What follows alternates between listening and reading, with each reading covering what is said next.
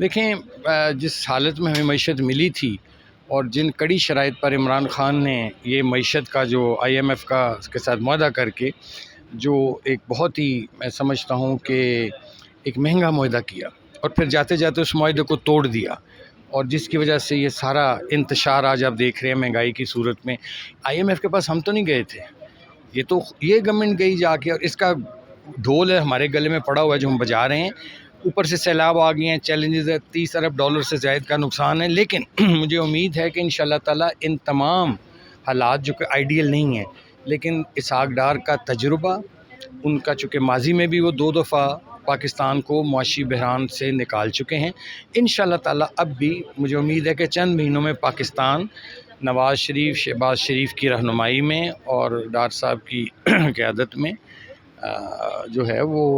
معیشت جون سی اس کی سنبھلنے لگے گی۔ آپ کیا سمجھتے ہیں مفتاح اسماعیل اس عہدے کے لیے اہل نہیں تھے کہ آپ نے ان کو؟ نہیں، دیکھیے مفتاح اسماعیل نے بہت ٹھیک میں سمجھتا ہوں کام کیا،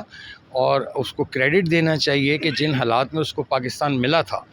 وہ تو ڈوبتا ہوا پاکستان تھا، اس نے محنت کی، سب کچھ کیا، اور اس نے دیوالیہ ہونے سے پاکستان کو بچایا، لیکن ان سے ہمیں کوئی ایسی شکایت نہیں ہے، لیکن چونکہ ڈار صاحب کا تجربہ زیادہ ہے۔ ایک لفظ ہوتا ہے علم، ایک ہوتا ہے حلم۔ حلم سمجھتے ہیں کیا ہوتا ہے؟ حلم کا مطلب ہے تجربہ، یعنی ڈار صاحب کے پاس علم بھی ہے، حلم بھی ہے، تو ایسی کوئی بات نہیں، یہ قیادت کے فیصلے ہوتے ہیں، یہ جو ٹیم کا جو لیڈر ہوتا ہے، کیپٹن ہوتا ہے، اس کا یہ ڈیسیژن ہوتا ہے کہ اپنے کس کھلاڑی کو اس نے کب کھلانا ہے، کس پوزیشن پہ کھلانا ہے۔ تو وقت آ گیا تھا کہ ڈار صاحب کو کھلایا جائے تاکہ پاکستان کے جو دیگر مسائل ہیں ان سے ڈار صاحب کی جو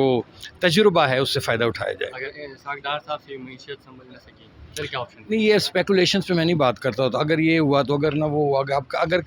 کل صبح قیامت آ گئی یہ تو نہیں نا باتیں۔ پازیٹیو رہنا چاہیے اور اللہ تعالیٰ سے رحم کی دعا کرنی چاہیے، اور اپنی خطاؤں کی، اپنے گناہوں کی من حیث القوم بھی ہمیں معافی مانگنی چاہیے۔ اس لیے حالات بہتر ہوں گے انشاءاللہ تعالیٰ، مجھے تو امید ہے۔ آپ کیا سمجھتے ہیں پاکستان تحریک انصاف کو اسمبلی میں واپس آنا چاہیے؟ ذاتی طور پر میں سمجھتا ہوں کہ یہ پہلی بات ہے کہ اسمبلیوں میں سیاسی پارٹیاں آتی ہیں، فاشسٹ ٹولے نہیں آتے۔ ذاتی طور پر تو میں نہیں سمجھتا کہ، چونکہ وہ تو خود بھی دیکھو نا، اسمبلیوں کو وہ خود سمجھتے نہیں ہیں، کچھ استعفے دے کے چلے گئے ہیں، ٹھیک ہے نا، تو اب کیا کرنے آئیں گے اسمبلیوں میں؟ کیونکہ اگر تو ایک سیاسی جماعت کے طور پر انہوں نے اپنے آپ کو یہاں رکھنا ہے پاکستان میں، پھر اور بات ہے، لیکن اگر انہوں نے مسولینی طرز سیاست کرنی ہے، اوئے توئے گالم گلوچ، لوگوں کو شرفا کی پگڑیاں اچھالنی ہیں، اور سوائے اس کے کہ معاشرے میں نفرت پھیلانی ہے،